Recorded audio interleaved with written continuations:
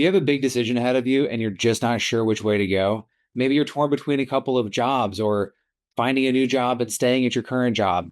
Maybe it's romantic partners. Maybe it's deciding to move or stay. Our lives are full of these like really big, important decisions. And so many of us struggle to know how to make the right decision and to move forward with confidence. These are decisions typically where like the pros and cons really aren't that clear. They wouldn't be hard decisions if it was all upside on one and down on the other, right? It's something where there's really good possibility and really scary downsides for either one. And it's really hard to know, how do you make these really tough decisions? So, how do you decide? And having decided, how do you move forward with conviction and not wring your hands wondering about what could have been if you'd chosen the other direction, if you'd taken the job at the startup, or if you'd run away with that partner? How do you achieve clarity without tying yourself into knots wondering what could have been? Today, I'm going to teach you how to tap into your own inner wisdom. Maybe you call it your gut instinct. Maybe you call it your intuition. Whatever it is, you're going to learn how to tap into it and use it to help navigate these really big, important life decisions. I'm Jonathan Ball, a behavior coach certified in effective liminal psychology. And one of the things that I do with my clients is to help them figure out how to get back in touch with themselves so that they can listen to themselves and figure out what it is they actually want to do so they can move forward with their goals. It took me years to figure out what I'm about to teach you in a couple of minutes, and I'm not going to bury the lead. We're going to get right to it, but make sure you stick around to the end because we want to make sure that you can apply this in a really practical way. So, how do you figure out how to tap back into your gut instinct? How do you access that inner wisdom that's going to help you navigate these tough decisions?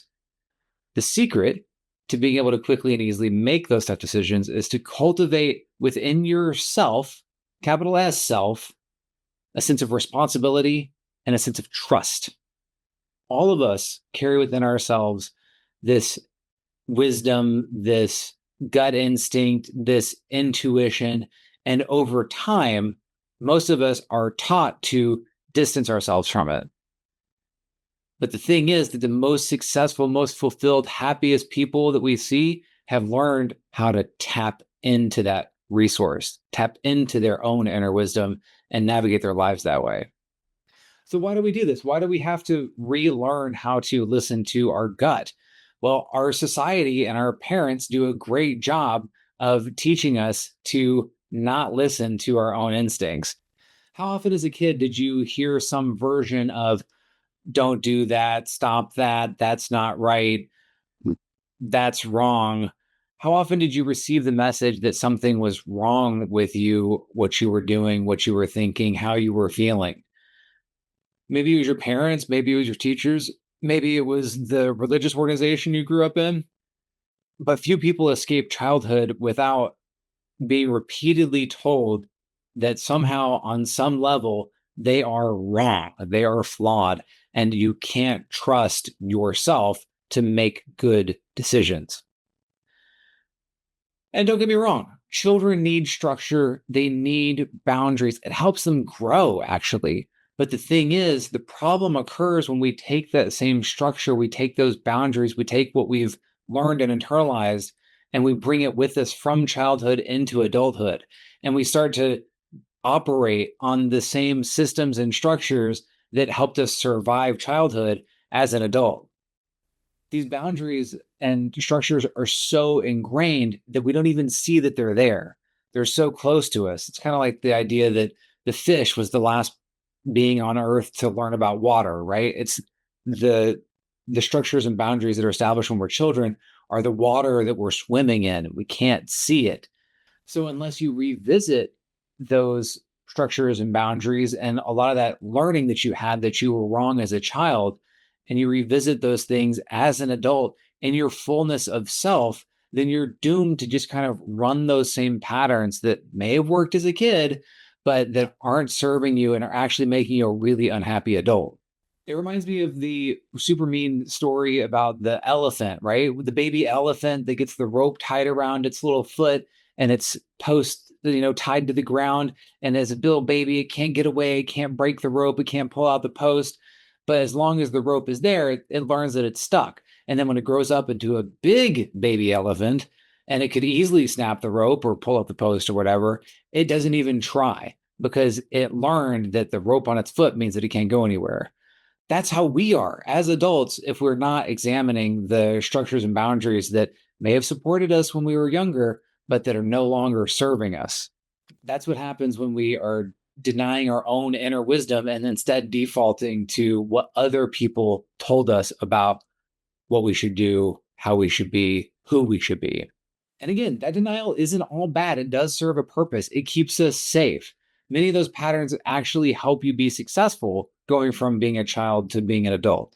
Think about it like this. Like if I'm a helpless young infant and I learn that I have to be at the mercy of the feelings and emotions of other people around me, then I'm going to deeply learn to be in tune with the emotions and feelings of other people. And I'm going to learn how to make myself pleasing to the other people around me. This is where we get our people pleasers. I'm a recovering people pleaser.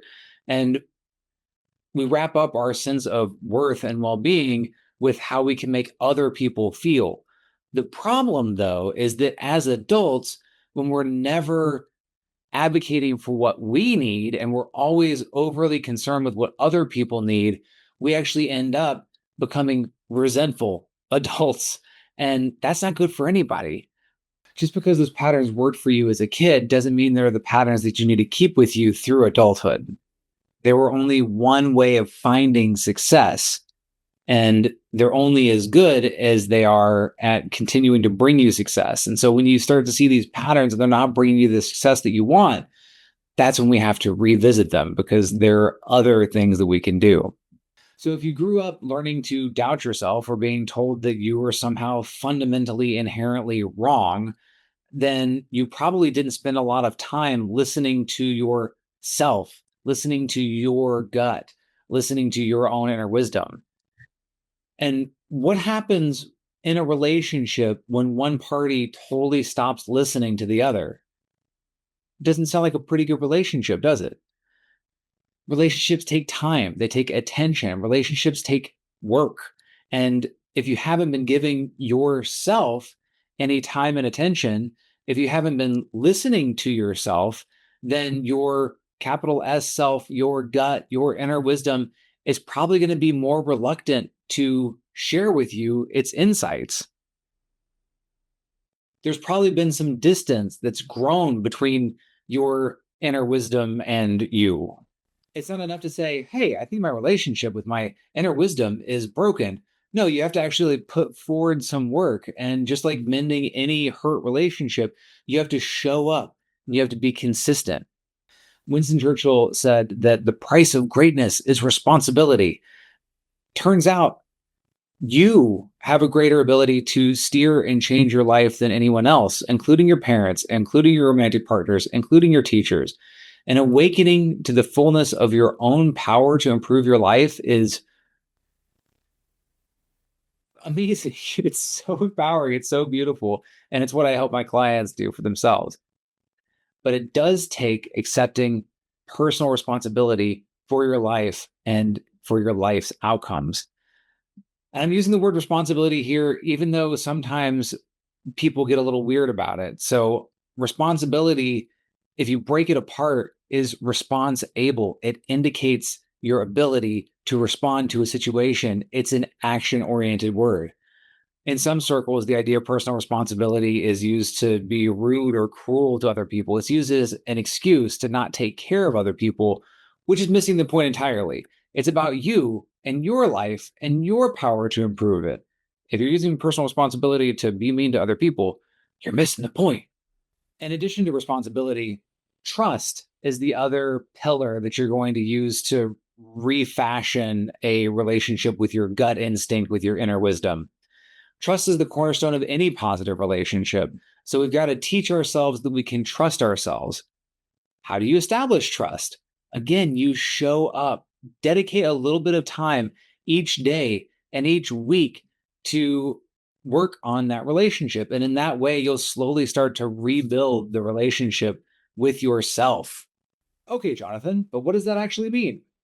Carve out some time each day to reflect and jot down what you find.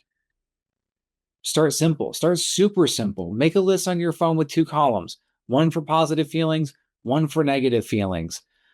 I have clients that call it the happy sad list. I personally call it I call it gifts and snags. Spend 30 seconds on this list every day and you'll start to see patterns emerge. And then ask yourself, what are the patterns that I'm seeing? How can I learn about the patterns that I'm seeing in order to inform how I'm moving forward with my day? Small exercises like this can increase our awareness, and awareness of your experiences puts you out of autopilot and puts you firmly back in the driver's seat of your own life. It also trains you to listen to yourself, and listening is the foundational skill in relationships. You've got to learn to listen. So once we fix that relationship with our inner wisdom by taking some personal responsibility and reestablishing trust, it'll let us know what we should do. If you make these investments, you're going to start to find that you have greater clarity around these issues or decisions that were hanging you up. When you start to follow your gut and you start to see things working out, take note. That's evidence that you have improved that relationship. As humans, we're so quick to grab up all the little evidence pieces that we can that tell us that we're inadequate or that we can use to beat ourselves up with. But shift that around and instead look for evidence that you are whole, you are well, you are wise. If you're curious about learning more about setting up a sustainable, scalable, super simple self reflection practice to get better at listening to yourself, then you can check out this video where I break down exactly what I do every day, why it works, and how you can adjust it for you. I'd love for you to follow this channel. And if any part of this was helpful, leave a comment below. Tell me what you thought and consider sharing it with a friend.